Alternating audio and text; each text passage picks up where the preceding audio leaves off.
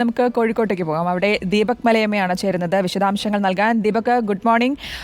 ഈ വടക്കൻ കേരളത്തിലാണ് പ്രധാനമായിട്ടും, അതായത് മലപ്പുറം മുതൽ കാസർഗോഡ് വരെയുള്ള ജില്ലകളിൽ ഓറഞ്ച് അലർട്ട് പ്രഖ്യാപിച്ചിരിക്കുന്നത്. അവിടെ വ്യാപകമായിട്ടുള്ള കനത്ത മഴ തന്നെയാണ്. ഇപ്പോഴത്തെ ഒരു സാഹചര്യം എന്താ? കുടപിടിച്ചാണ് നിൽക്കുന്നത്. അപ്പോൾ നല്ല മഴയുണ്ടോ? Very good morning.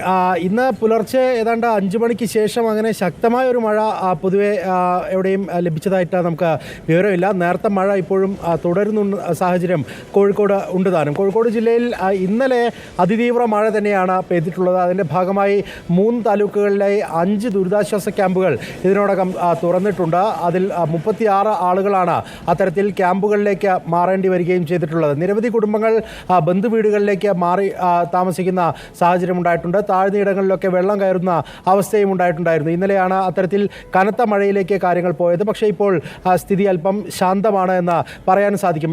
ജില്ലയിൽ ഔദ്യോഗിക കണക്കനുസരിച്ച് ഏതാണ്ട് 30ഓളം വീടുകൾ ഭാഗികമായി തകർന്നു എന്നുള്ളതാണ് ജില്ലാ ഭരണകൂടം അറിയിക്കുന്നത്. ഒപ്പം തന്നെ ഇന്നലെ പെയ്ത മഴയിൽ കുന്നിയോറമല, നേരത്തെയൊക്കെ വലിയ വാർത്തയായതാണ്, ദേശീയപാതയുടെ പ്രവൃത്തി നടക്കുന്ന കൊയിലാണ്ടിക്ക് അടുത്തുള്ള ഒരു കുന്നിൻ പ്രദേശം ഇടിച്ച ആ മേഖലയിൽ മണ്ണിടിച്ചിലുണ്ടാകുന്ന സാഹചര്യം ഉണ്ടായിട്ടുണ്ട്. അവിടെ വീണ്ടും മണ്ണിടിച്ചിലിനുള്ള സാധ്യതയുണ്ട് എന്നുള്ളതാണ് ജില്ലാ ഭരണകൂടം മുന്നറിയിപ്പ് നൽകുന്നത്. ഒപ്പം തന്നെ സ്കൂളുകൾക്ക് ഇന്ന് അവധി പ്രഖ്യാപിച്ചിട്ടുണ്ട്.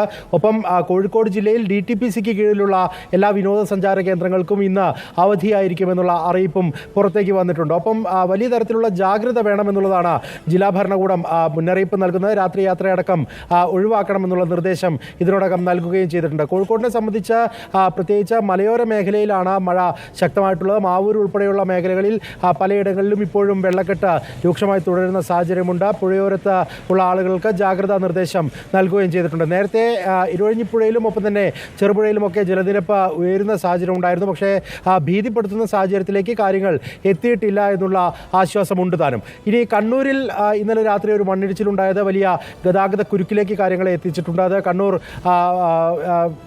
പാൽച്ചുരത്തിലാണ് അത്തരത്തിൽ മണ്ണിടിച്ചിൽ ഉണ്ടായിട്ടുള്ളത്. പാൽച്ചുരത്തിൽ രാത്രിയോടുകൂടിയാണ് മണ്ണിടിച്ചിലുണ്ടായത്. ആ മണ്ണ് നീക്കം ചെയ്യാനുള്ള നടപടിക്രമങ്ങൾ ഇപ്പോഴും പുരോഗമിക്കുകയാണ്. വൺ വേ ട്രാഫിക് ഇപ്പോൾ അവിടെ സാധ്യമായിട്ടുണ്ട് എന്നുള്ളതാണ് നമുക്ക് ലഭ്യമാകുന്ന വിവരം. വയനാട്ടിലേക്ക് കണ്ണൂരിൽ നിന്ന് കടന്നു പോകാൻ കഴിയുന്ന പ്രധാന പാത എന്നുള്ള നിലയ്ക്ക് അത് ആളുകളെ വലയ്ക്കുമെന്ന കാര്യത്തിൽ തർക്കമില്ല. അത് പുനഃസ്ഥാപിക്കുന്നതിന് വേണ്ടി, ഗതാഗതം പുനഃസ്ഥാപിക്കുന്നതിന് വേണ്ടിയുള്ള നീക്കങ്ങൾ ഫയർഫോഴ്സിൻ്റെ ഭാഗത്തു നിന്ന് അടക്കം അവിടെ പുരോഗമിക്കുകയും ചെയ്യുന്നുണ്ട്. എന്തായാലും മലബാറിൽ പൊതുവെ മഴ ഉണ്ടാകുമെന്നുള്ളതാണ് മുന്നറിയിപ്പ്. ആ നിലയിൽ തന്നെയുള്ള ജാഗ്രതയാണ് ഉള്ളത് താനും. ദീപക്, ഈ 5 മണിക്ക് ശേഷം കാര്യമായ രീതിയിലുള്ള മഴ ഉണ്ടായിരുന്നില്ല എന്ന് പറയുന്നു. 5 മണിക്ക് മുമ്പ് എന്തായിരുന്നു സാഹചര്യം?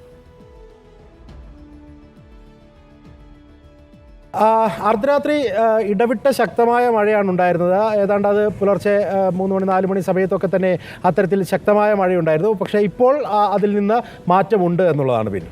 Okay, thank you. ദീപക് മലയമ്മയാണ് വിവരങ്ങൾ നൽകിയത്. കോഴിക്കോട് നിന്ന് 5 മണിക്ക് ശേഷം കാര്യമായ മഴയുണ്ടായിട്ടില്ല. അതിനു മുമ്പ് കാര്യമായ മഴ പല ഭാഗങ്ങളിലും ഒറ്റപ്പെട്ട വിധത്തിൽ പെയ്തു.